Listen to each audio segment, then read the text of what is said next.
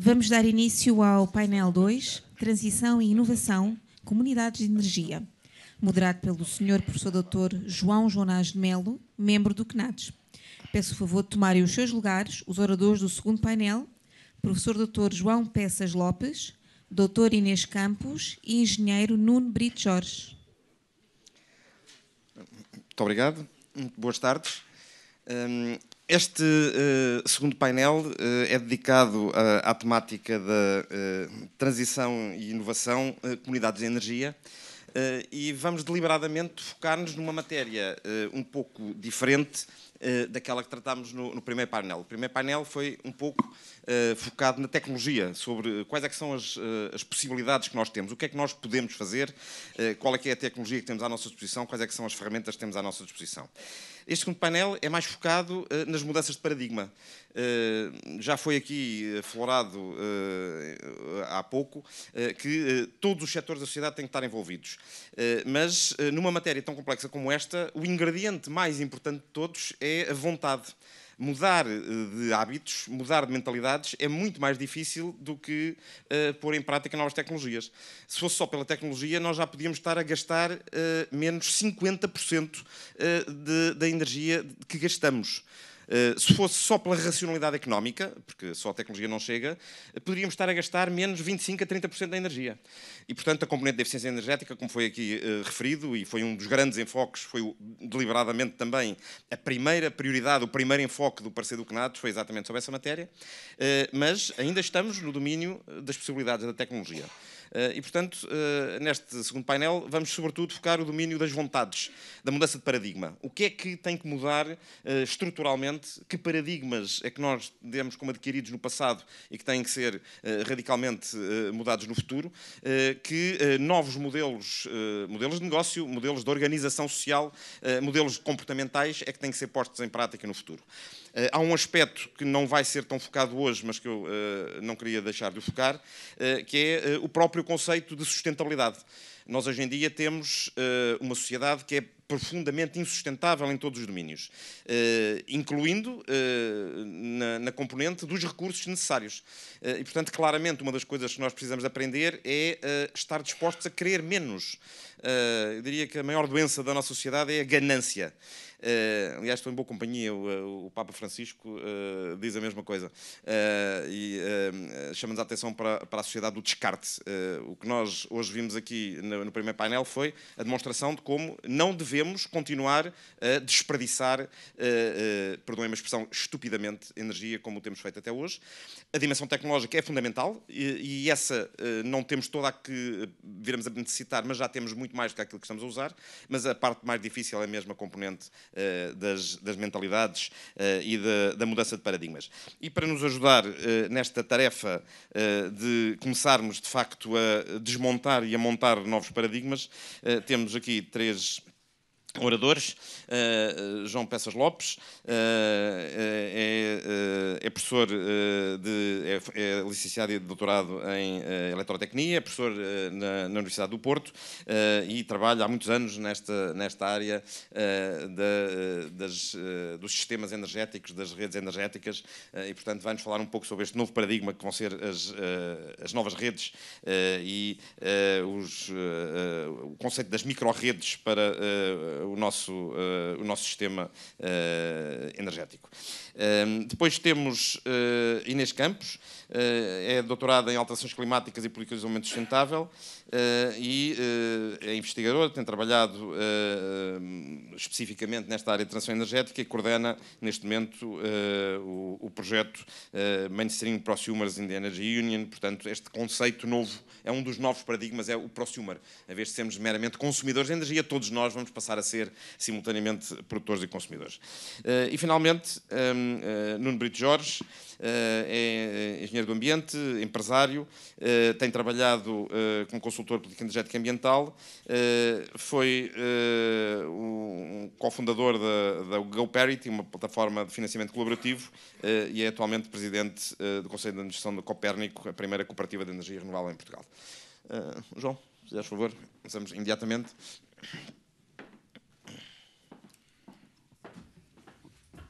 Muito boa tarde a todos. Em primeiro lugar, o meu agradecimento ao CNADES pelo convite que me foi feito. É com muito gosto que aqui estou. Dizer-vos que não vou desta vez falar sobre redes, como é meu costume, falar muitas vezes desse tema. Hoje vou mudar um bocadinho e vou falar de comunidades energéticas, incluindo as microredes, mas também falando em outro tipo de plataformas, nomeadamente plataformas de transação do tipo peer-to-peer. Bom, não é novidade nenhuma aquilo que começo por vos dizer, aliás, já outros oradores aqui o fizeram. Nós estamos num momento em que as ameaças das alterações climáticas levam-nos a uma mudança significativa em termos daquilo que deve ser o consumo de energia, portanto, a eletrificação fortíssima da sociedade e da economia, que é acompanhada simultaneamente pela produção dessa eletricidade a partir de fontes de origem renovável, em particular energia eólica, solar fotovoltaica, hidroelétrica, biomassas, etc. E, portanto, isso não é novidade nenhuma, já outros oradores aqui o disseram. O que é importante referir é que há uma mudança significativa relativamente àquilo que era a operação e o funcionamento do sistema elétrico do passado com o sistema elétrico do futuro, ou seja, grande parte, pelo menos uma parte significativa desta produção de eletricidade tem origem distribuída. Isto porquê? Porque os recursos primários renováveis são eles distribuídos sobre o território. E, portanto, isso é, por si, já uma mudança muito substancial. Há depois também um facto de os custos com estas tecnologias terem reduzido significativamente nos últimos anos, não só ao nível dos sistemas de conversão, mas também das baterias, e as baterias ainda estão a descer e é preciso que continuem a descer. Nós passámos de valores da ordem dos 500 euros por quilowatt-hora para valores que se aproximam hoje dos 200 euros por quilowatt-hora. E há um outro facto que também já foi aqui referido, que é a omnipresença e o baixo custo das tecnologias de informação e das comunicações. E tudo isto vai permitir que apareça aqui uma nova abordagem à produção, em particular, de eletricidade, e que é o aparecimento das comunidades energéticas. Ou seja, o que é que isto significa? Que os consumidores não são unicamente, como aliás o João Jonas de Melo já o disse, não serão exclusivamente consumidores para passarem a ser simultaneamente produtores, mas também alguns deles terão capacidade para armazenar localmente excessos de produção de energia e, portanto, uma comunidade energética vai produzir para autoconsumo, mas também para transacionar parte dessa energia elétrica com consumidores que são vizinhos, inclusivamente colocando parte dessa energia em mercado.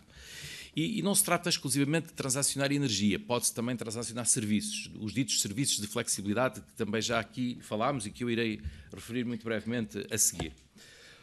Portanto, os players tradicionais, os operadores de rede, os comercializadores, estão a enfrentar um desafio significativo pelo facto desta transformação estar a ter lugar.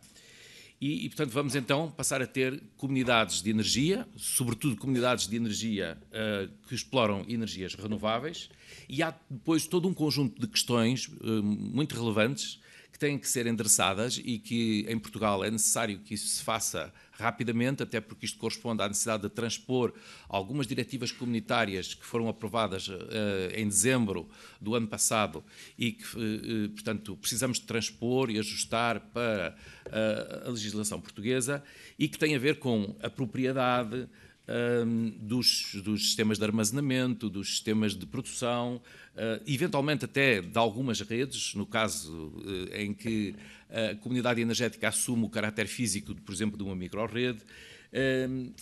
Como é que se vai ser disponibilizada esta flexibilidade? Quais são o tipo de apoios à exploração do sistema elétrico que ela pode disponibilizar? E o conceito de microrrede que irei desenvolver a seguir. Portanto, há em tudo isto um grande impacto na cadeia de valor de energia e há, portanto, como disse, uma necessidade de mudança, de ajuste do enquadramento regulamentar e do enquadramento regulatório em Portugal. Trago aqui o conceito de microrrede e, como disse, o conceito de microrrede é podemos considerá-lo como uma comunidade energética que tem aqui um caráter físico, porque, como irei falar a seguir, podemos ter também comunidades energéticas que podem não ter indiretamente um caráter tão físico e serem um pouco mais virtuais. Mas, no caso da microrrede, está aqui representada uma rede de baixa tensão com sistemas de produção locais associados a consumidores, portanto, os prosumers. Ao mesmo tempo, há uma capacidade de controlo local e ao nível, neste caso, do posto de transformação, que permite gerir globalmente esta rede. E, portanto, fazer com que esta rede possa, inclusivamente, operar em situações de rede isolada, de fazer reposição de serviço muito rapidamente em situações de catástrofe, melhorando a fiabilidade global do sistema para estes tipos de estes consumidores, melhorando a resiliência quando têm que enfrentar eventos extremos, como, por exemplo, recentemente tivemos o furacão Leslie, que destruiu um conjunto significativo de infraestruturas de rede e que colocou sem eletricidade um grande número de consumidores. Portanto, se estas infraestruturas, se estas soluções estiverem no terreno, é possível, pelo menos durante algumas horas, operar de forma autónoma estas redes e conferir-lhes propriedades que hoje não estão disponíveis, porque as redes de baixa tensão não podem operar em modo isolado, mas isso será possível. E, portanto, então, temos aqui um conjunto de características que estão aqui de alguma maneira elencadas, mas que eu, de alguma forma, já as referi quando apresentei aquele slide anterior, portanto, e que têm a ver com a disponibilização de serviços de flexibilidade locais, mas também para montante, a capacidade de fazer agregações da energia que é produzida localmente e colocá-la inclusivamente em mercado, e também gerir localmente a rede, maximizando proveitos em termos da comunidade ou minimizando custos quando, se for o caso de haver necessidade de importação de energia por parte desta comunidade, energia elétrica. Estou, obviamente, a falar de energia elétrica. Bom, um outro aspecto extremamente importante em todo este processo é a da gestão ativa da procura. Ou seja, a eficiência da operação destas comunidades não vai limitar-se apenas à adoção de um conjunto de medidas passivas de eficiência energética, é muito mais do que isso. Vai ser possível no futuro, a partir de sistemas de gestão de energia a nível doméstico, gerir os consumos dentro de uma instalação de utilização, seja ela um edifício, seja ela uma habitação. Controlando eletrodomésticos, deslocando-os temporalmente, de maneira a que o seu consumo seja coincidente com os momentos em que existe maior disponibilidade de produção renovável ou coincidindo com os momentos em que existe um preço da eletricidade mais baixo. Portanto, controlando, no caso de haver capacidade de carregamento de veículos elétricos, portanto, são todos estes dispositivos do tipo cargas térmicas, equipamentos de carregamento de veículos elétricos, portanto, e teremos aqui um controlo ativo de cargas que vão fazer com que haja uma capacidade de oferta de flexibilidade por parte da procura, que vai ser extremamente importante para apoiar a gestão global do sistema, mas também, e aqui visto numa lógica local, para apoiar a gestão local da comunidade. E, portanto, orientada no sentido de um equilíbrio local, de um balanço local entre a oferta e a procura, gerindo também aquilo que é a disponibilidade que a procura pode oferecer. Mas há outro tipo de plataformas que não são tão físicas como aquela que acabei de explicar, como é o caso de, por exemplo, se adotar uma plataforma mais virtualizada, em que é possível fazer as transações de energia, num primeiro nível, portanto, gerindo localmente a energia que é produzida por cada prosumer, mas colocando os excessos na rede e, inclusivamente, operando a um nível superior, a um nível neste caso, de transação de serviços de balanço. E, neste caso, a rede não pertence à comunidade energética, a rede continua a pertencer a um operador do sistema, mas o operador do sistema tem aqui uma função neutra relativamente ao funcionamento da comunidade e permite apenas que haja as transações de energia. Essas transações são locais e, portanto, no fundo, temos um conjunto de novos modelos de negócio que permitem a transação da produção solar fotovoltaica através da flexibilidade do armazenamento, com uma topologia da rede que é invisível para os prosumers e permite ainda a disponibilização de serviços de balanço. Eu tinha aqui uma animação que já não vou conseguir explicar, porque só tenho 2 minutos e ainda tenho algumas conclusões para mostrar, mas basicamente o que eu queria mostrar-vos é que há hoje tecnologias de inteligência artificial que permitem, nomeadamente, fazer a otimização da operação de redes locais associadas a estas comunidades energéticas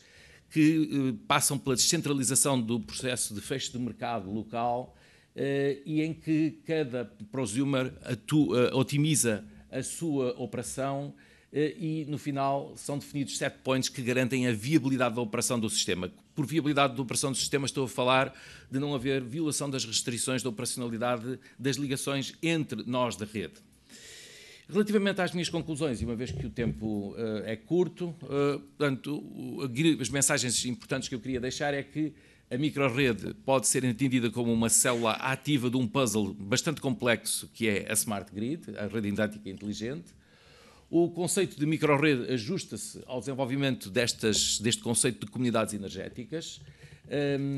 Há, naturalmente, também um outro aspecto que também já aqui foi falado, que é há uma digitalização crescente de todo o setor elétrico e, em particular, ao nível dos consumidores finais e que permite precisamente desenvolver esse conceito de comunidade energética, mas para que isto tudo seja possível é importante que nos próximos meses, nos próximos anos, haja um esforço grande de regulamentação, de regulação relativamente ao licenciamento para produzir, para trocar, para vender energia, para definir a propriedade dos ativos, para definir as atividades a desenvolver em termos do armazenamento, da agregação de ofertas, etc.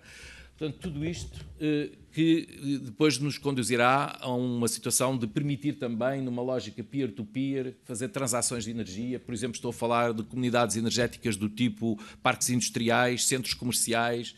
Portanto, tudo isto são conceitos completamente novos e que permitem aos cidadãos participar coletivamente na transação de energia. Poder-me-ão dizer, então, mas estas comunidades energéticas acabam por ser uma ameaça aos players que já estão estabelecidos no terreno.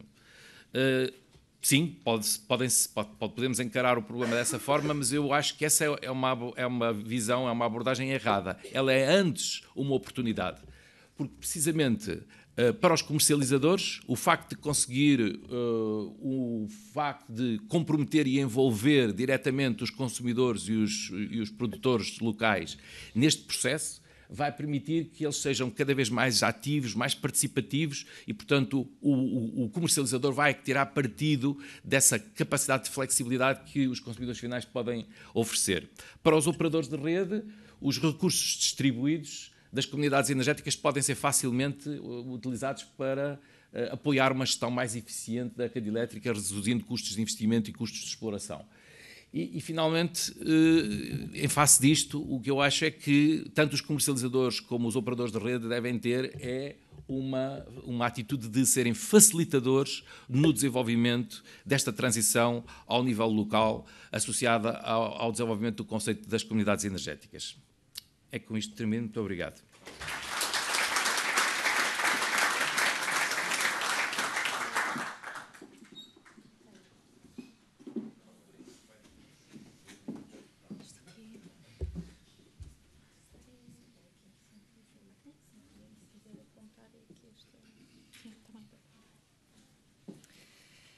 Boa tarde a todos.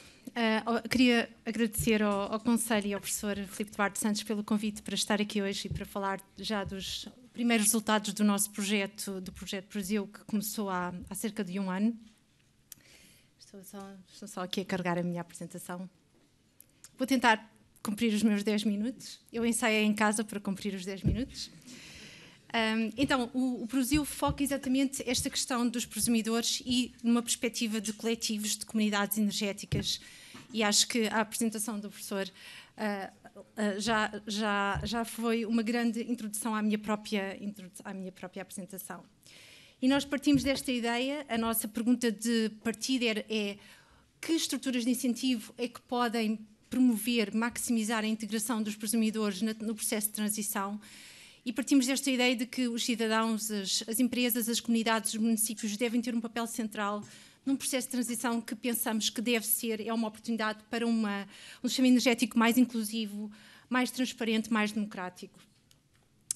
Nós começámos, uma das primeiras tarefas do nosso projeto foi perceber o que é que existe na Europa.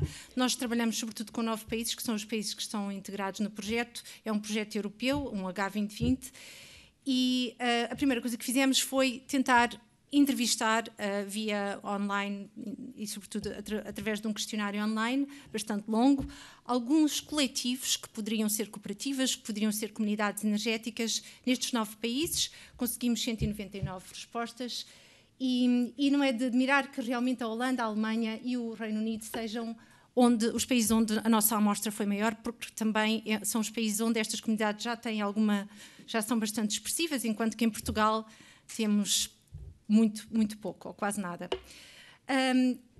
A forma legal dominante é realmente, sem dúvida, a cooperativa.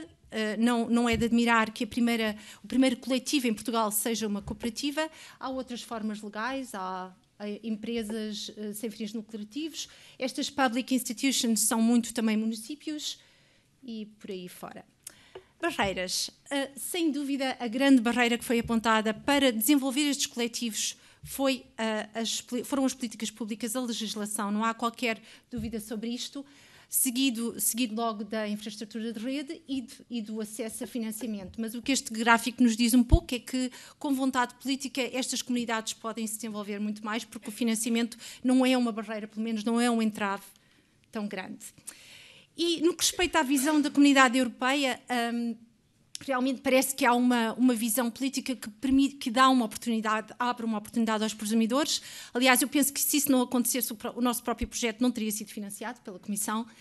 E então nós sabemos, vocês todos estão dentro do Clean Energy Package, mediante o qual foi desenvolvido o PNEC, mas também há duas coisas que duas legislações que queria referir aqui, 2 diretivas, nomeadamente o recast ou a reformulação da Diretiva das Energias Renováveis e a reformulação da Diretiva de Energia em Mercado, que claramente integram a ideia dos prosumidores e destas comunidades. Há definições legais que são integradas na reformulação destas diretivas, e Portugal, tal como todos os Estados-membros, tem um tempo agora para fazer a transposição destas reformulações para a sua lei nacional.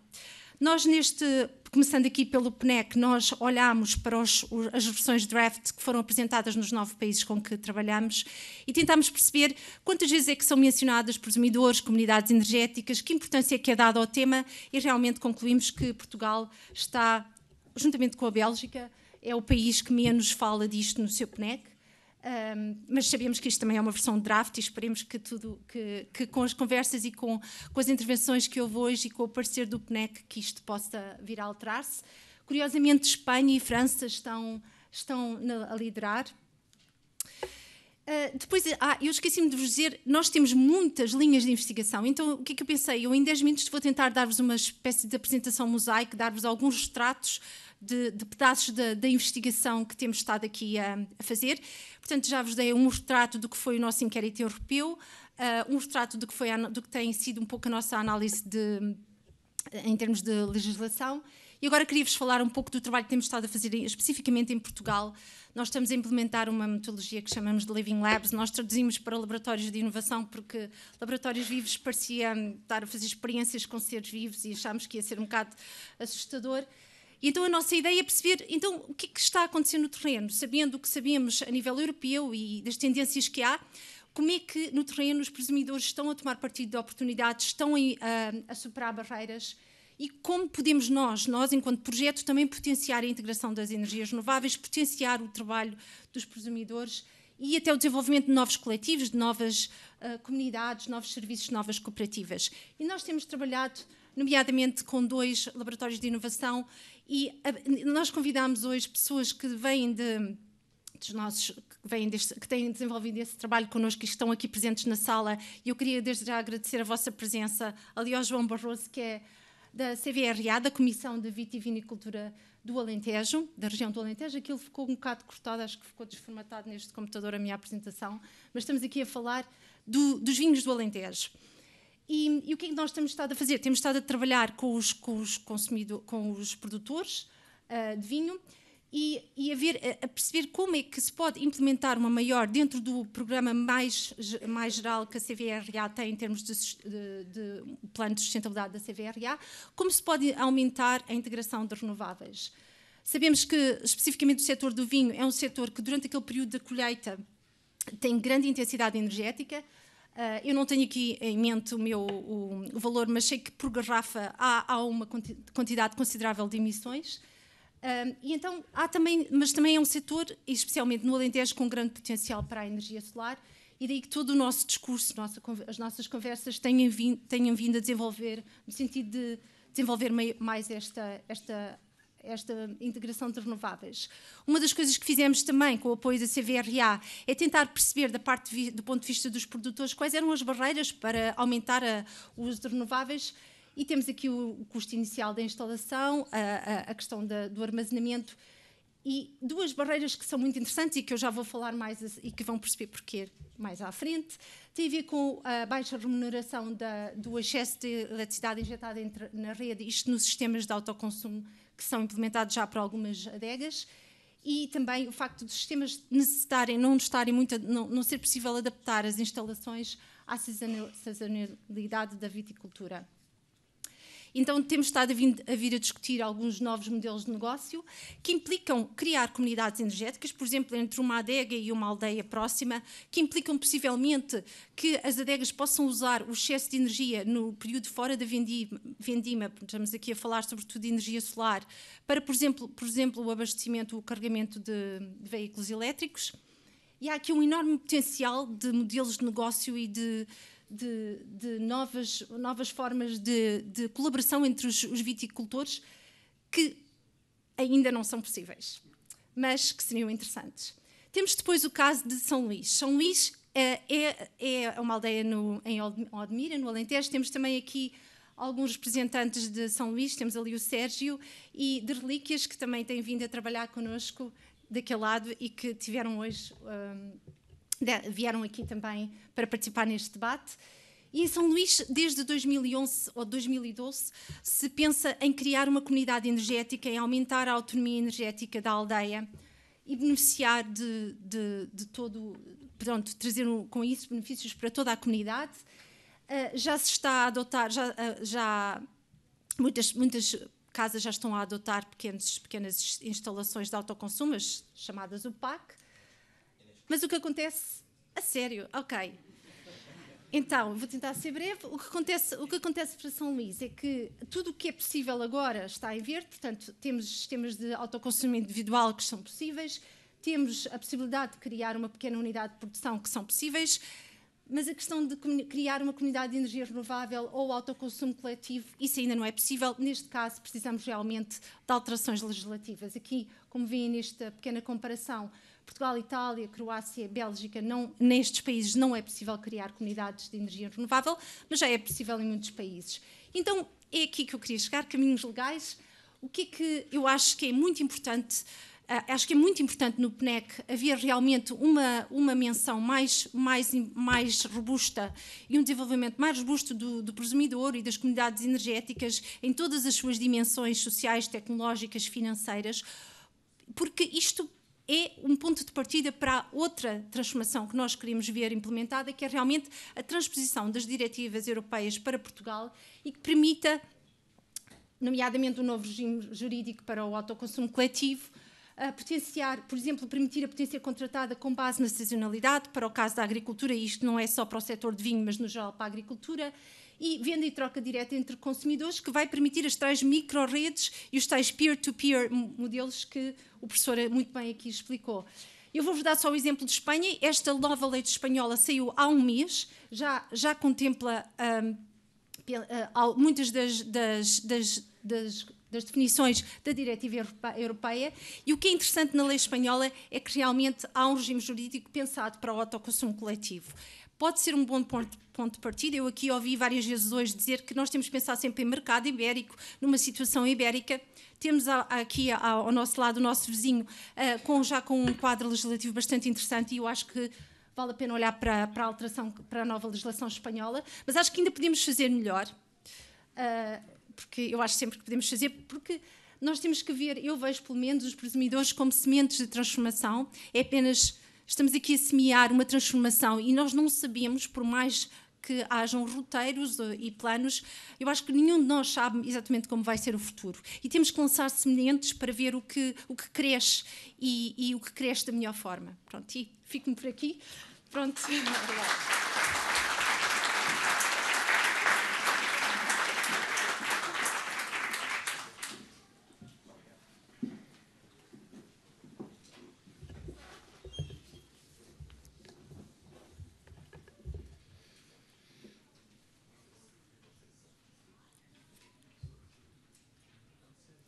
Bom, eu vou-me já começando a apresentar. O meu nome é Nuno Brito Jorge, eu sou o presidente da Copérnico e sou fundador da GoParity. Eu quero agradecer ao CNADS o convite para estar aqui hoje. É um prazer vir aqui partilhar um pouco daquilo que são as nossas ideias, e eu vou começar por confessar que cometi aqui uma pequena rebeldia e mudei o título da minha apresentação. Era suposto ser o papel dos cidadãos na transição energética, mas depois pareceu-me que falar de cidadãos, e estar uma pessoa a falar, e estamos nós aqui na sala e parece que estamos todos a falar de outro ente, e os cidadãos não são outro ente, não são outra coisa, e às vezes nós esquecemos disso. Os cidadãos somos todos nós, e se pensarmos então em cidadania, ainda mais somos, porque somos as pessoas, somos as empresas, somos os políticos, somos as organizações, e portanto pareceu-me que o nosso papel seria uma forma mais abrangente de abordar esta questão. Eu nesta exposição vou sobretudo transmitir algumas ideias ou pensamentos, porque foi-me prometido um debate animado, e então eu trago aqui algumas ideias para depois servirem também de mote à discussão. Começando pelo voltar ao básico. Nós falamos imenso de inovar, falamos imenso de criar, de tecnologia, mas às vezes também não tem mal pensarmos que inovação não é sempre feita a construir em cima de construir e coisas novas, e também não faz mal nós repensarmos porque é que as coisas existem. E, na verdade, o sistema elétrico, quando foi concebido, foi para um motivo básico, que é servir as necessidades do consumidor. E em algum ponto, na história do sistema da energia, nós nos começamos a distanciar disto. E, de repente, aquilo que é esta função de servir começa a entrar numa lógica de mercado, e o servir as necessidades passa a ser uma prestação de serviços, e às vezes é importante repensarmos se tudo tem de facto que ser uma prestação de serviço, e tudo tem que ter um modelo de negócio, e tudo tem que ser o encontro entre a oferta e a procura para se chegar ao melhor equilíbrio.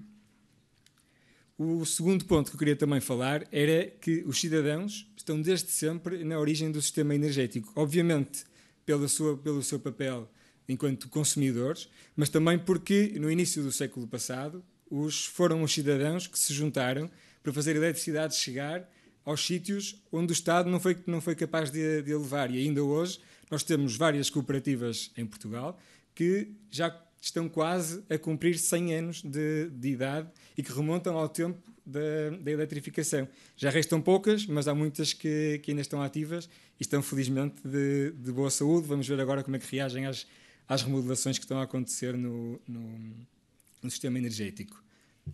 E esta tendência das pessoas se juntarem para fazerem uma comunidade de energia, como agora finalmente temos um tema, isto faz parte de uma tendência que é uma tendência mundial e é muito mais abrangente do que o sistema energético. Basta-nos pensar que isto é, na prática, mais uma vez, um pouco o querer voltar à origem, naquele sentido em nós sermos capazes de suprir as nossas próprias necessidades, de nos sentirmos empoderados e de sentirmos autonomia. Isto, na verdade, faz parte da natureza humana, porque se olharmos para outro exemplo, um pouco ao lado, podemos pensar, por exemplo, nas hortas urbanas, E eu não sei quem é que aqui tem uma horta urbana, mas eu já tive um talhão numa horta urbana em Lisboa, e é óbvio que aquilo não alimenta a minha família. Nós somos 5 em minha casa, mas o que é que justifica então o orgulho de eu ver um tomate a brotar de um tomateiro que fui eu que plantei a semente e fiz germinar, quando eu sei que aquilo não vai alimentar a minha família? É a autonomia, é a minha capacidade de produzir, de me sentir autossuficiente. Isto vê-se na alimentação, mas vê-se nos movimentos dos makers, vê-se na roupa, vê-se cada vez mais as pessoas a tomarem as mãos e quererem saber qual é a origem também daquilo que estão a consumir. E queria também desfazer um pequeno mito, que eu sinto que já está cada vez mais desfeito, mas também não faz mal reforçar. E este é um ponto muito importante, porque é sobre isto o nosso debate desta tarde. E, portanto, eu queria que ficasse claro para toda a gente que uma comunidade energética não é uma ilha de partilha de energia. Não é um conjunto de pessoas que se juntou, não é um conjunto de rebeldes, não é um conjunto de piratas, nem sequer é um conjunto de pessoas que não quer contribuir para o resto do sistema. Uma comunidade energética é um conjunto de pessoas ou organizações de adesão livre e voluntária que se juntaram para suprir necessidades comuns. Essas necessidades no setor energético. E, portanto, podem fazer coisas tão variadas quanto produzir eletricidade, comercializar, fazer serviços de agregação, car sharing. Há todo um conjunto de atividades. E, apesar de não ser a mensagem que está a passar a nível nacional, este é o espírito com que foi feita a diretiva europeia. E é neste espírito que nós entendemos que uma comunidade de energia deve ser adotada. No entanto, não é só pela atividade, mas, sobretudo, outro assunto que já foi aqui falado, pela governança. Porque uma comunidade de energia tem, aí sim, uma coisa que o distingue do resto das iniciativas. É que as comunidades existem para criar valor. Para criar valor ambiental, criar valor económico, criar valor social. E diferem do resto das empresas em que não têm fins lucrativos, ou pelo menos esse não é o seu principal desígnio. E, indo agora mais à parte do nosso papel, há, assim, para simplificar, obviamente, há 3 condições principais para que possam os cidadãos ter um papel mais ativo no sistema. Em primeiro lugar, temos que estar motivados para o fazer. Em segundo, precisamos de ter os meios técnicos e financeiros necessários. E, em terceiro, que exista um enquadramento legal. E este terceiro nem sequer é uma condição. É mais uma recomendação, porque nós já estamos fartos de ver que quando o enquadramento demora muito a chegar, então faz-se na mesma. Mas faz-se sem enquadramento. E é isso que nós não queremos que aconteça. Mas já ouvimos o exemplo de Espanha. Espanha que tinha o imposto, quando saiu o imposto ao autoconsumo, o movimento de resposta chamava-se desobediência, que era desobediência solar. E as pessoas faziam na mesma. Portanto, o que nós temos é que decidir ser proativos ou reativos quando abordamos esta temática.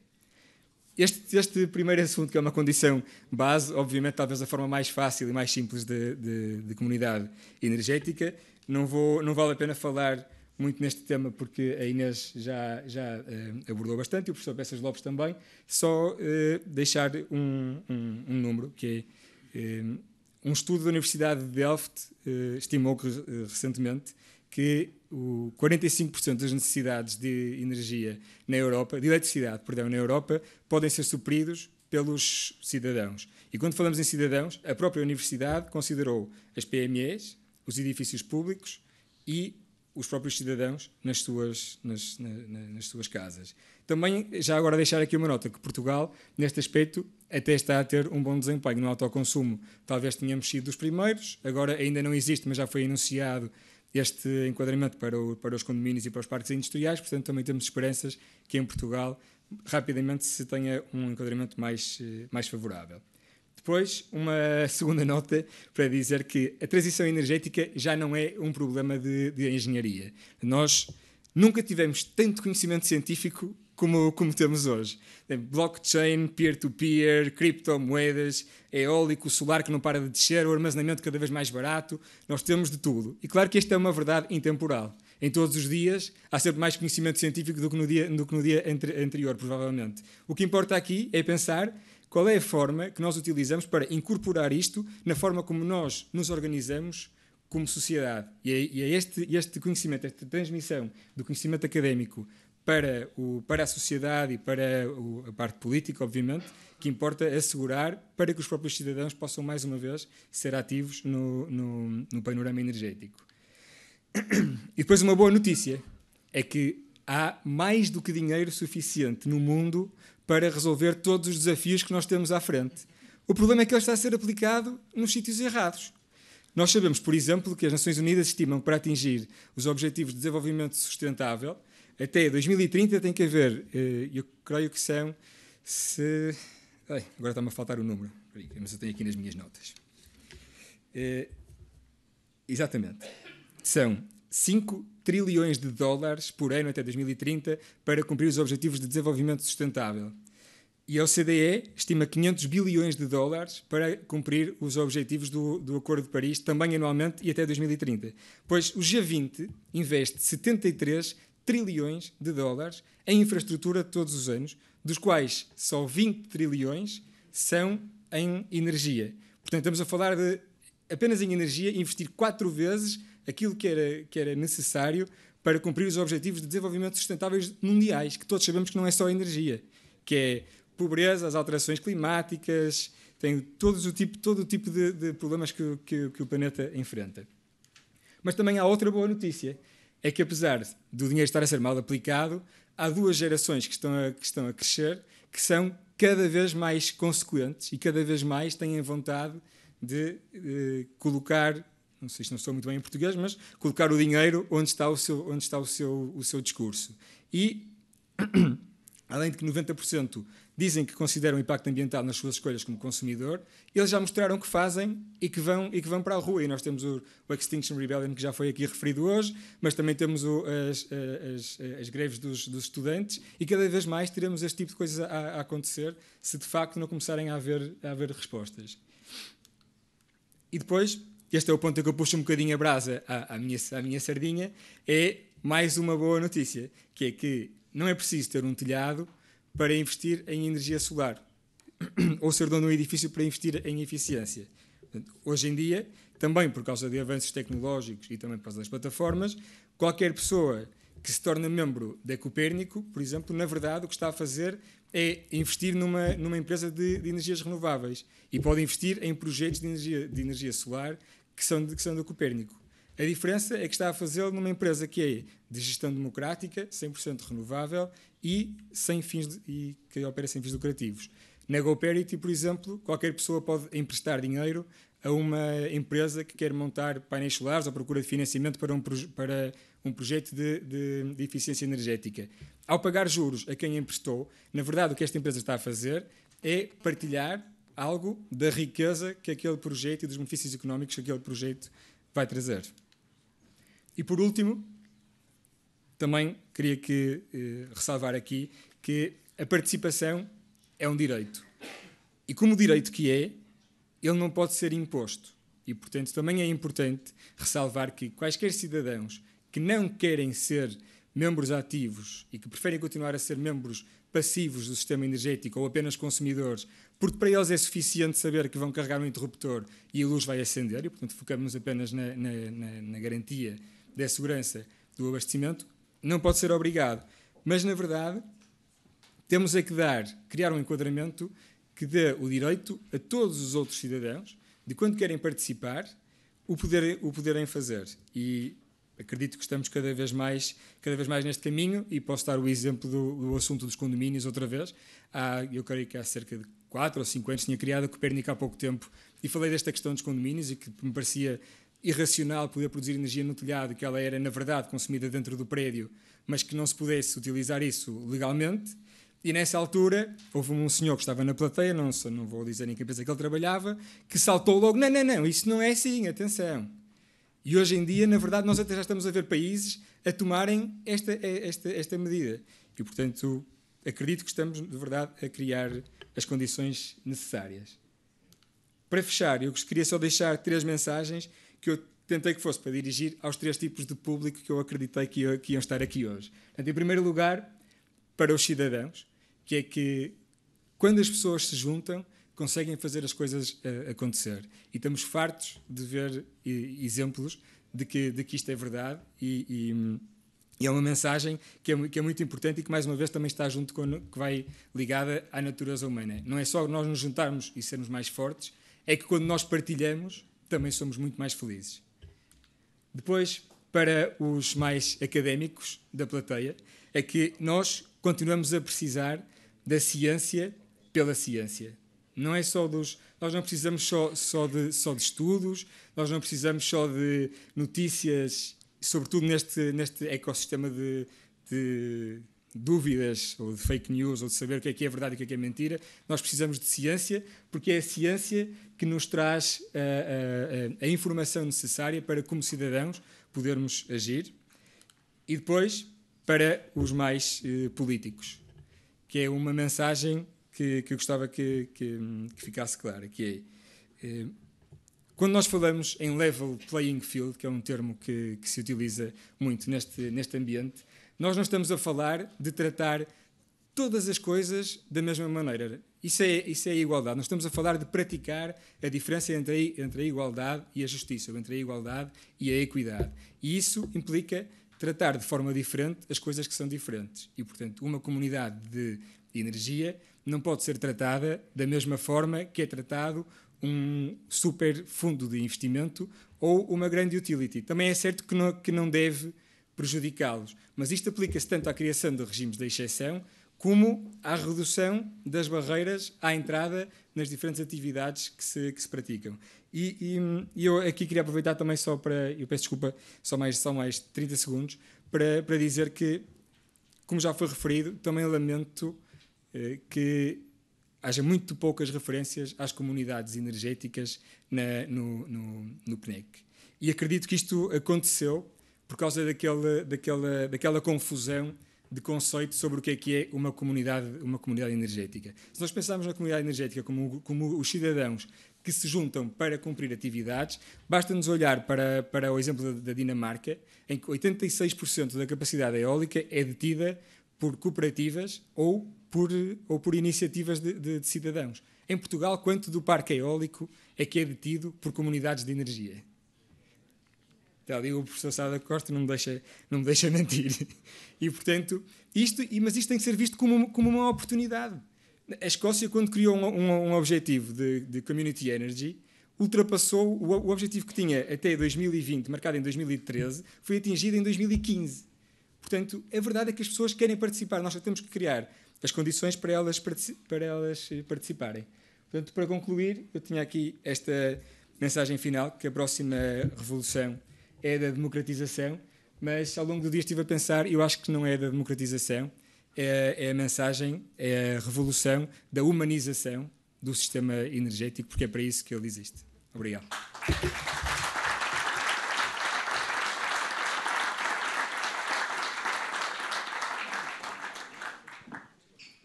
Muito obrigado. Ora, acho que tivemos aqui um conjunto de intervenções suficientemente provocadoras e temos algum tempo para debate. Por favor, se quiser identificar.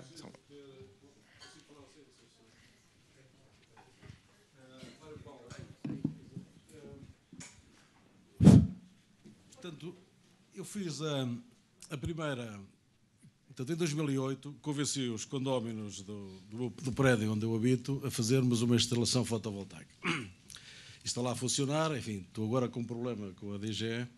Acho que já atingimos a grid parity, não sei se tenho que ir para autoconsumo ou não, enfim. Na altura, eu disse aos condóminos o seguinte: nós somos uns privilegiados. Porquê? Precisamos ter dinheiro para investir. O fundo de condóminos era suficientemente forte para podermos investir numa central. Era pequenina, 3 kW, mas custava na altura 25 mil euros. Houve uns vizinhos ao lado que me pediram para ir lá explicar. A primeira coisa que eu lhes perguntei: quanto é que o vosso fundo de condóminos tem? O fundo de condóminos não tinha nada e disse: não se metam nisso. Vamos lá ver. Muitos destes investimentos são regressivos. Isto é, são investimentos para quem tem capital. É evidente que a Copérnico tem aqui uma ideia inteligente, eu até lhe dou os parabéns, foge um bocadinho a esta regra, mas nem toda a gente que consome energia elétrica pode ser consumidor-produtor. Temos de ter essa noção. Falou-se aqui o exemplo de Espanha. Sim, senhor. É um exemplo interessante que eu tenho acompanhado. E um dos problemas que estes debates em Espanha são mais fortes do que aqui, um dos problemas que se levantou agora com esta lei que apareceu é, digamos, este autoconsumo de 100 kW de potência em todo o país, irão retirar à rede elétrica de Espanha, por ano, qualquer coisa como 5,5 milhões de receitas. A questão de fundo é, como estas comunidades querem estar ligadas à rede, quem é que vai pagar estes 5,6 milhões de receitas? Ainda não está definido, mas eu só vejo uma solução, é haver uma pool por toda a gente, em que quem não tem, digamos assim, acesso a estas comunidades, vai ficar prejudicada. E, portanto, em Espanha, garanto-lhe, se quiser, mando-lhe vários documentos que tenho, uma das discussões que existe é que consideram que esta forma de fazer a lei espanhola é fortemente regressiva. E, portanto, enfim, eu não sou... Comecei por dar esse exemplo. É evidente que aqui também temos que ter algum cuidado. Está aqui o seu presidente, o antigo presidente, não sei se está ali, da Câmara de Moura, a senhora doutora Pós de Mina. E quando fizemos a maior central fotovoltaica no Alentejo, uma das exigências que pusemos, e penso que foi concretizada, foi precisamente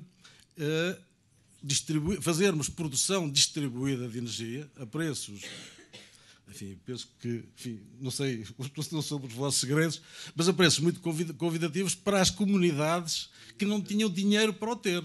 Isto é, eu penso que estas comunidades, tudo bem, faz todo o sentido que se analisem, mas é preciso perceber se não estamos a criar nichos de pessoas que têm capacidade de financiamento e que acabam por ser regressivos. E já agora, só sobre o problema de outras comunidades noutros países. Eu, enfim, tenho grande consideração para o professor Peças Lopes. Tudo que ele diz eu vou ver com cuidado, há muitos anos que nos conhecemos, e tentei perceber os países que dizem que têm mais comunidades, nomeadamente a Holanda, como é que funciona. Deu-se o facto de ter sido colega de um colega que trabalhou na rede elétrica holandesa, e o que se verifica é o seguinte: na Holanda, para já, é dos sistemas mais fortemente intensivos em carbono. Tem uma produção de carbono muito forte e gás natural. Portanto, tem poucas energias renováveis. Pronto. Em segundo lugar, é das bolsas com menos comercialização. Portanto, as empresas continuam a ser do Estado, portanto, fortemente são do Estado, e depois estas comunidades que funcionam, e de facto são muitas, que são muito ligadas às entidades, aos religiosas calvinistas, portanto, no fundo, é uma forma que eles se encontram de serem dinâmicos e entre eles fazem de facto a diferença e têm de facto atividades interessantes entre eles, mas também são as comunidades mais ricas. Sim. E na Holanda, toda a gente é muito rica, como sabem, os núcleos que está aí. Eu tenho. Já agora, agradecia que já agora só a pergunta para o Peças Lopes, ou o professor Peças Lopes. Terminasse rapidamente. Eu tenho algum receio de que esta ideia de andarmos a falar em comunidades de energia versus mercados marginalistas, eu sou um defensor de mercados marginalistas, eventualmente com garantia de potência, mas seja uma forma de dizermos assim, bem, vamos deixar de ter um preço de referência. Eu penso que as coisas mais importantes, uma das conquistas importantes, é nós termos um preço de referência, seja bom ou mau, que todos possamos conhecer. Agora, se nós podemos, estas comunidades, que farão todo sentido, para deixarmos de ter um preço de referência e fazermos como na Inglaterra, em que às tantas ninguém sabe, fala-se muito na Inglaterra, mas ninguém sabe quanto é que é o preço da energia na Inglaterra, e depois aparece uma central nuclear em que pagam 120 ou 140 euros, ninguém sabe como, e, portanto, o meu medo, face às intervenções que tenho lido do professor Peças Lopes, eu podia dizer isso, mas acho que é importante, é de facto, se nós, quando estamos a falar em comunidades de energia, estamos a falar de um complemento que tenha a ver com a atividade dos cidadãos. Enfim, quem quiser investir o seu dinheiro, eu acho muito bem. Da mesma forma, pode comprar um carro elétrico por 70 mil euros, eu não digo quem foi, mas aponto e tal. Mas, enfim, toda essa gente, tudo bem. Agora, se me apresentarem isso como uma alternativa a eu ter uma referência de preços, eu penso que isso é uma situação fortemente lesiva para os consumidores. Ok, obrigado. Muito obrigado. Deixa eu ver.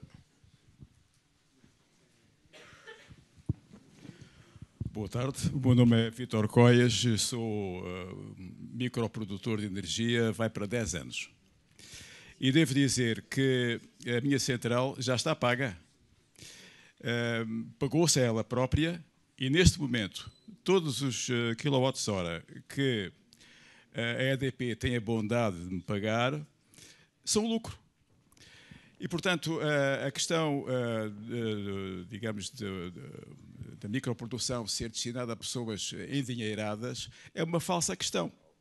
Porque o que efetivamente faz falta é que haja processos de financiamento que permitam, mesmo às pessoas que não dispõem de recursos financeiros razoáveis, permitam enverdar por esse tipo de solução. Eu fico espantado quando vejo, por exemplo, o banco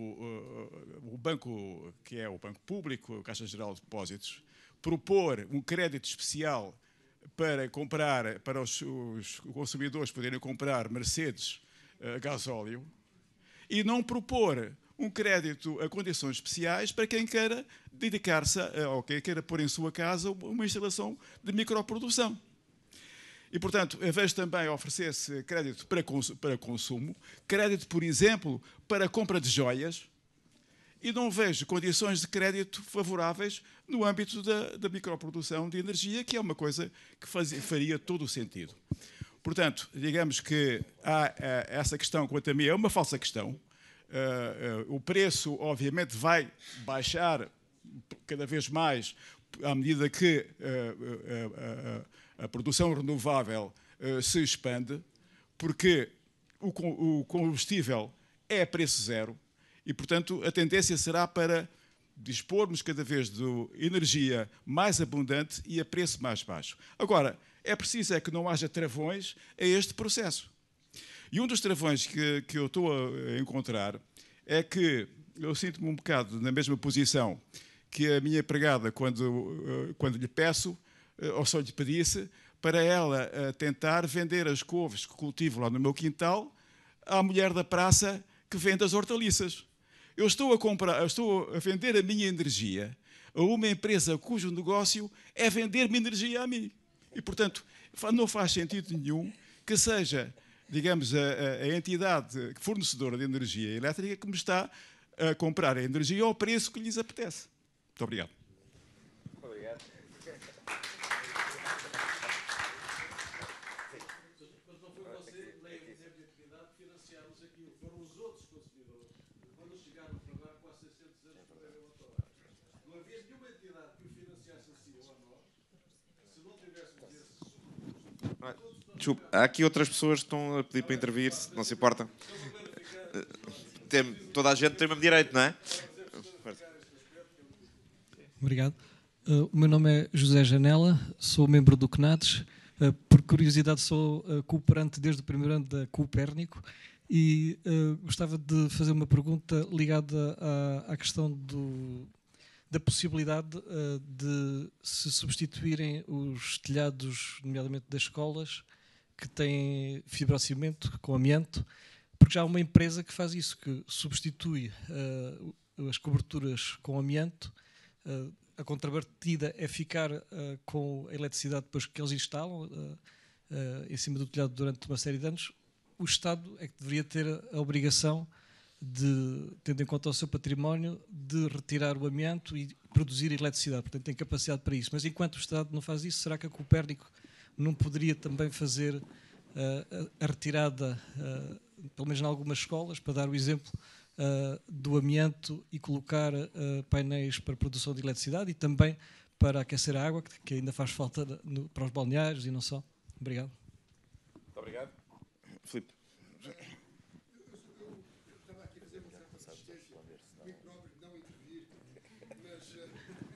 Mas não resiste. Não consigo deixar de intervir, peço desculpa. E é o seguinte, foi aqui referido que em Espanha houve uma legislação recente, peço desculpa, sobre as comunidades de energia renovável e que havia, enfim, pelo menos na sociedade espanhola, um grande número de pessoas que estavam interessadas nessa oportunidade e que, para essas pessoas, essa legislação e essa regulamentação é uma coisa que é favorável para atingirem os seus objetivos. Mas depois foi dito também, e enfim, é certamente um facto, que isso representa para a utility da geração de eletricidade em Espanha uma perda de 5,5 milhões de euros anuais. Ora bem, e diz, então isso como é que é? Temos que compensar. Agora, aquilo que eu gostava de dizer, porque, enfim, tenho trabalhado durante uma parte significativa da minha vida sobre as alterações climáticas, é que nós não podemos ter dois discursos antagónicos. Não podemos. Quer dizer, nós não podemos ficar muito emocionados a ver uma criança de 16 anos, que não sei se sabem, mas é autista, a falar com toda a franqueza sobre aquilo que ela sente. Ela, uma coisa que é interessante, ela é descendente do Svante Arrhenius, que foi a primeira pessoa, o primeiro cientista que calculou de quanto é que aumentava a temperatura média global do planeta com a duplicação da concentração dos gases com efeito de estufa. Portanto, reparem, o mundo não pode ficar emocionado e os governantes deste mundo não podem ficar emocionados com uma coisa destas e tentarem reagir e, simultaneamente, dizerem, bom, não, quer dizer, o sistema tem que se manter. Quer dizer, as utilities têm que estar exatamente como estiveram. Quer dizer, e portanto,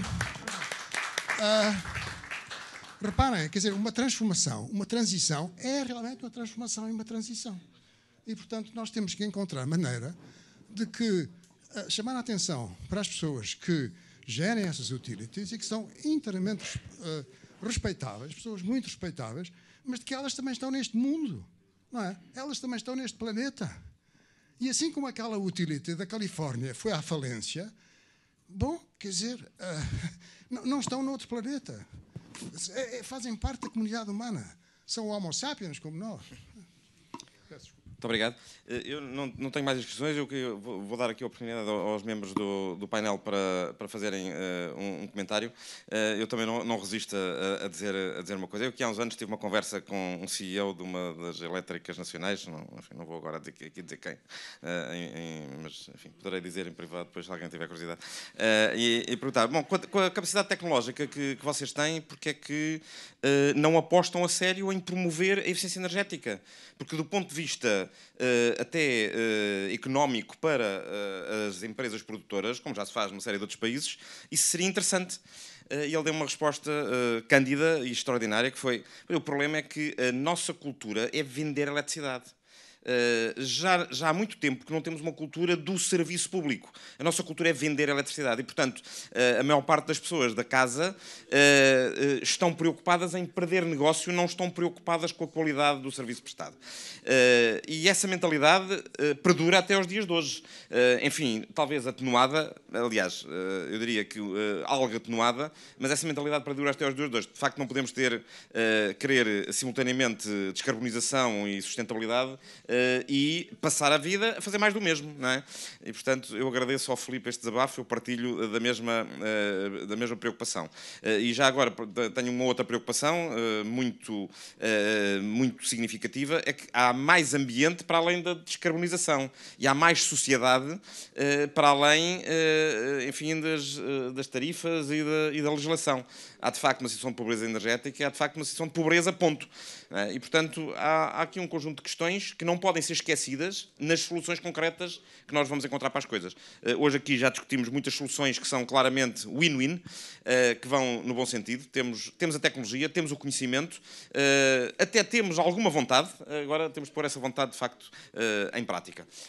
Eu pedia aqui aos membros do painel que fizessem aqui um rápido comentário às intervenções que foram feitas. Enfim, podemos, se calhar, inverter a ordem. Nuno. Boa.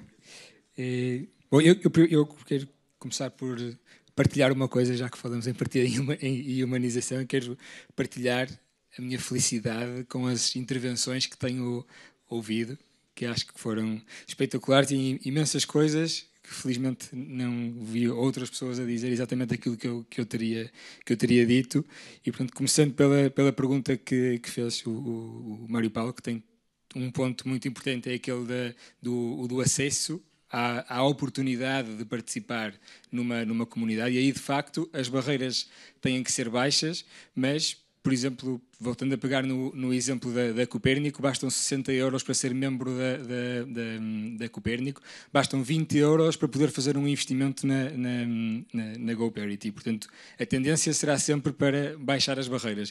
De qualquer forma, a questão dos subsídios e a questão do financiamento são duas questões distintas. Uma coisa é pensar que a energia renovável, não sei se está a ouvir, que a energia renovável tinha no passado a necessidade de ser subsidiada. Outra coisa é, hoje em dia, também há empresas que não têm capacidade para investimento em painéis fotovoltaicos para autoconsumo, mas já há muitas soluções para ser tudo feito com investimento em terceiros sem sequer precisarem de dívida. E quando as comunidades, quando o enquadramento permitir a agregação de consumidores na mesma perspectiva, não tenho nenhuma dúvida que, tal como acontece hoje em dia com as empresas, não vai faltar para os particulares gente, ou fundos de investimento, ou modelos como os nossos, com vontade de investir em projetos de produção descentralizada ao nível doméstico. Quanto àquela questão das perdas da rede, eu estava a pensar exatamente aquilo que disse o professor Filipe Duarte Santos, é que temos nós, de facto, que compensar, ou é uma mudança de paradigma que nós temos que passar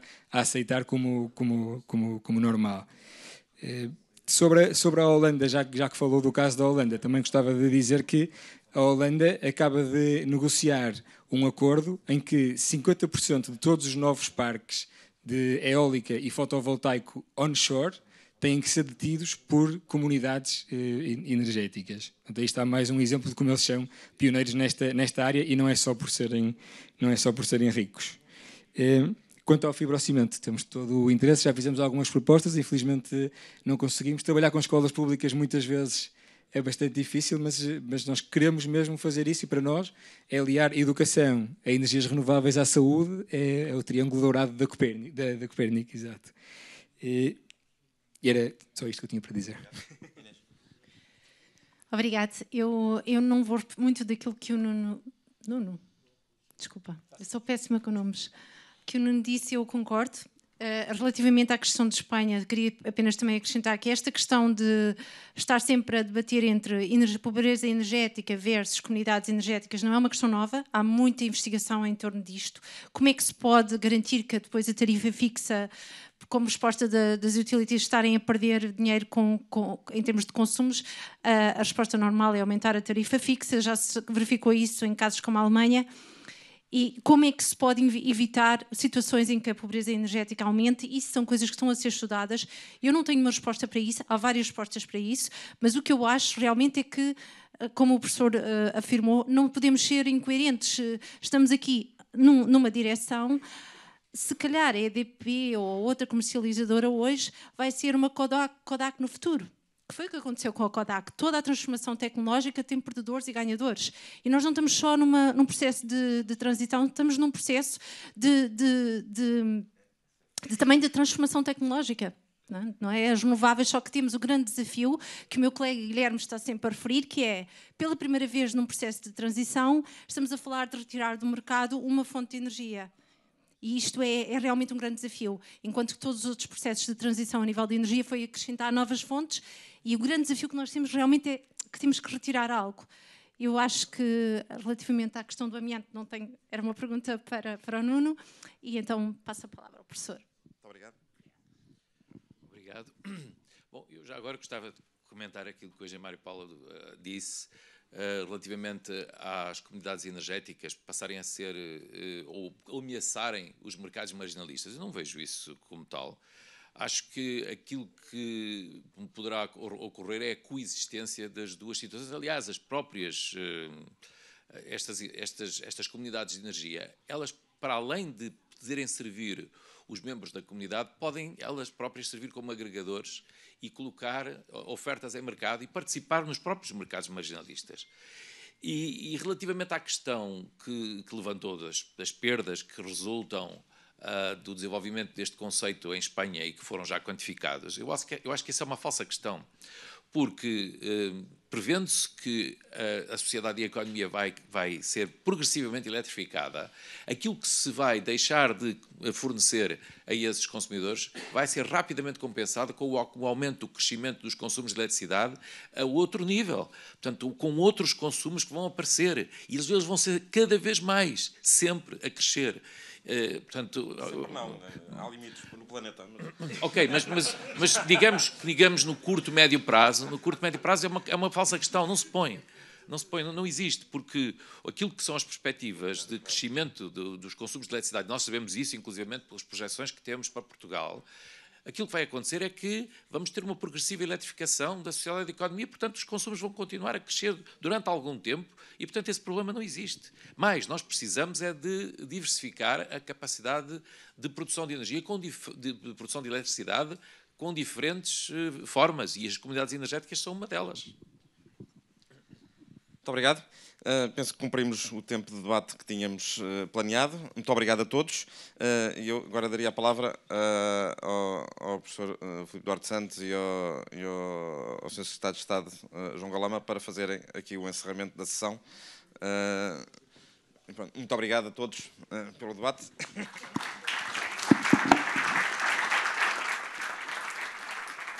Vamos dar início à sessão de encerramento da Conferência Anual do CNADES, Transição Energética, na qual usarão da palavra o Sr. Professor Filipe Duarte Santos, Presidente do CNADES, e Sua Excelência o Secretário de Estado da Energia, Engenheiro João Galamba.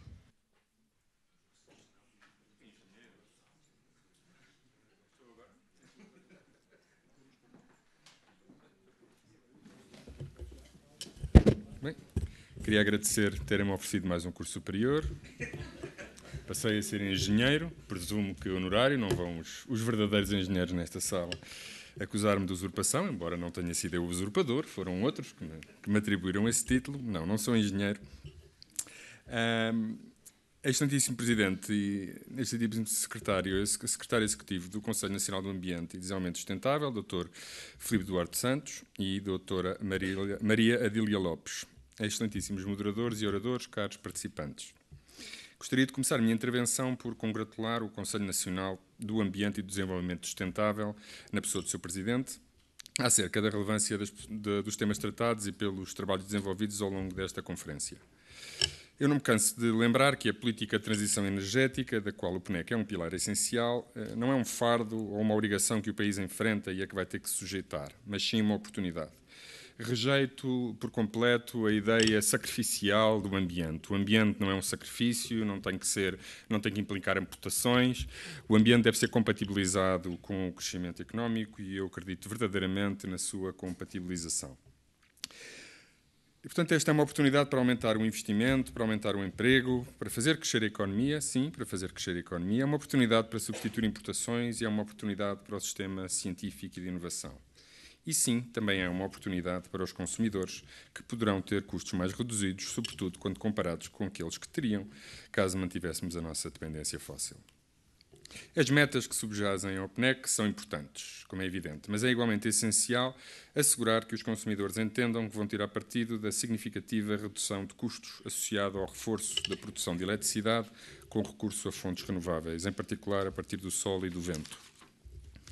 Na realidade, e por absurdo que possa parecer, a fonte de energia endógena que mais caracteriza o nosso país aos olhos do mundo é também a mais subaproveitada.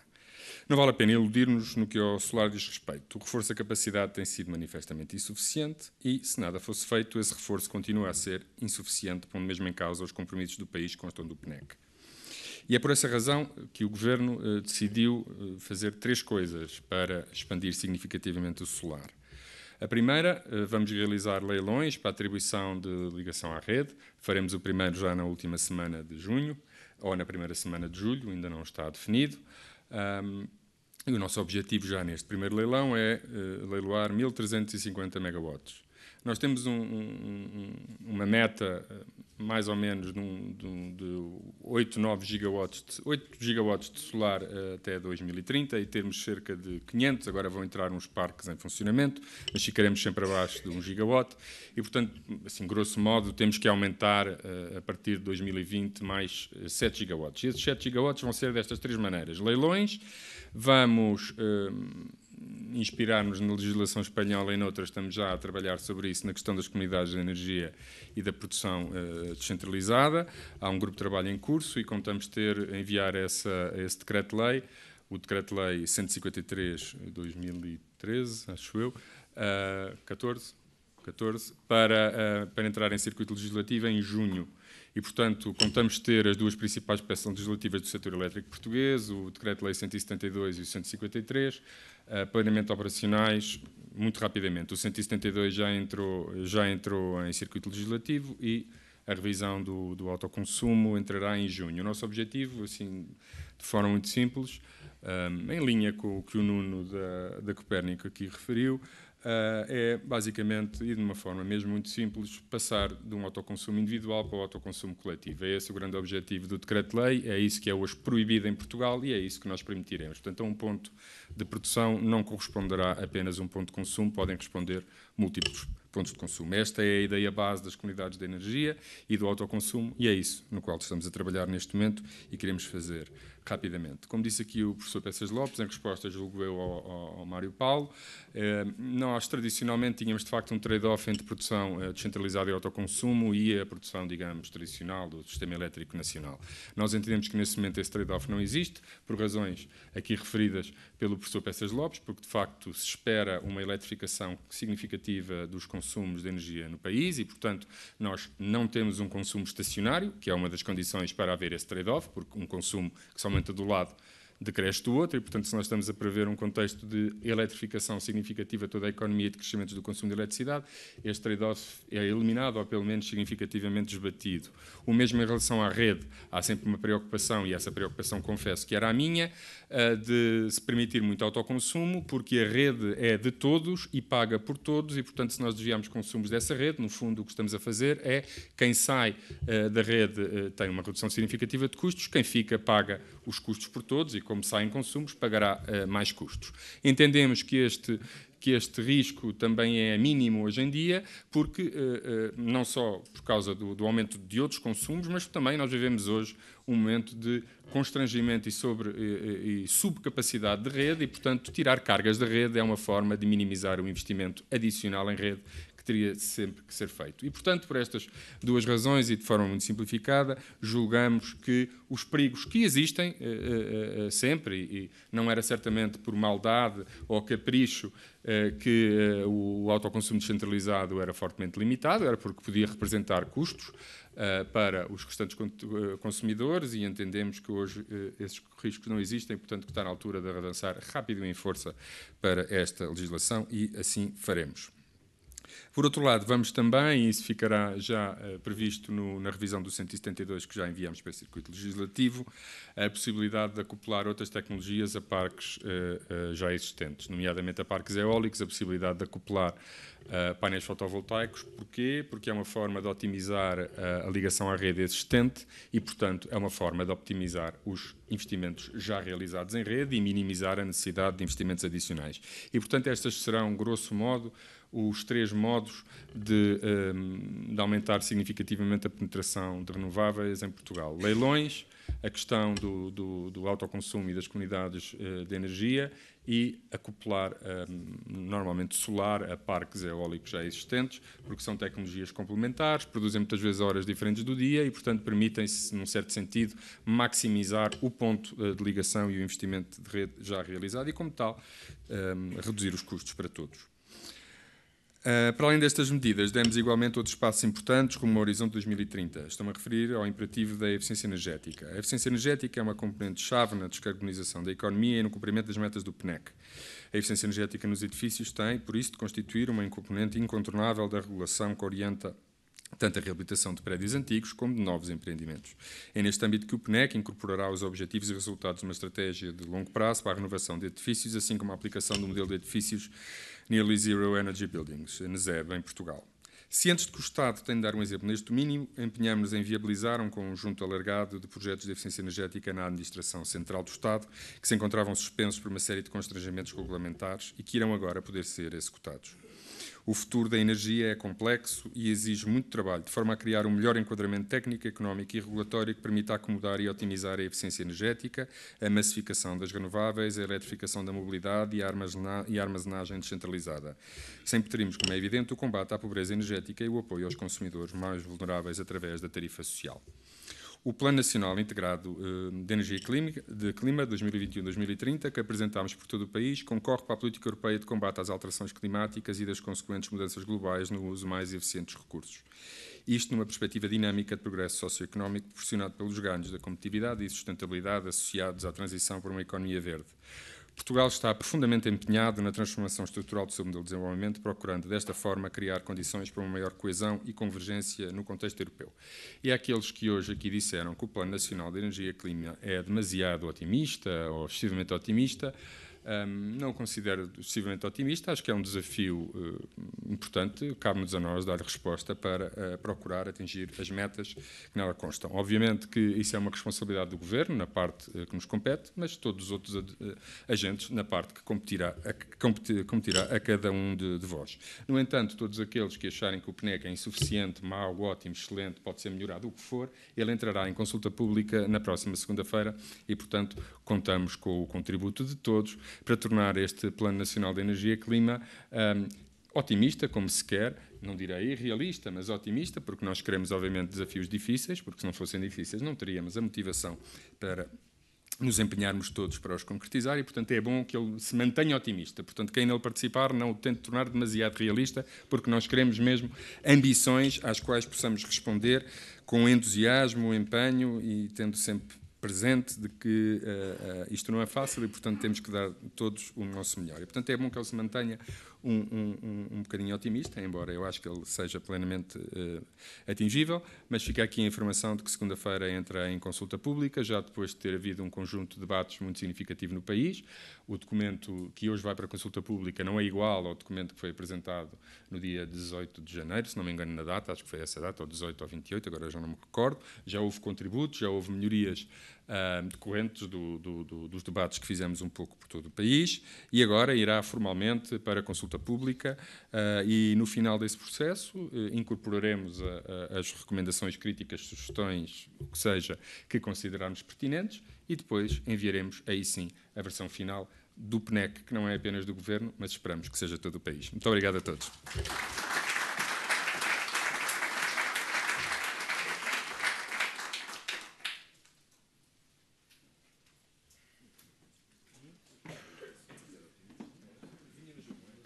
Bom, resta-me apenas agradecer a participação de todos, agradecer a presença do Sr. Secretário de Estado da Energia, Dr. João Galamba, que agradeço muito que esteja presente e que nos dê boas notícias. Eu penso que, enfim, para aquelas pessoas que, deste último painel, o facto de se estar a planear a legislação nova no nosso país sobre as comunidades energéticas é extremamente importante. E, portanto, felicito por essa iniciativa. E, como disse, concordo inteiramente, este não é um desafio fácil. Eu penso que nós não podemos perder de vista que estamos a falar de energia e clima. Quer dizer, e por alguma razão, a União Europeia tem dado essa ênfase. E porquê? Já agora só...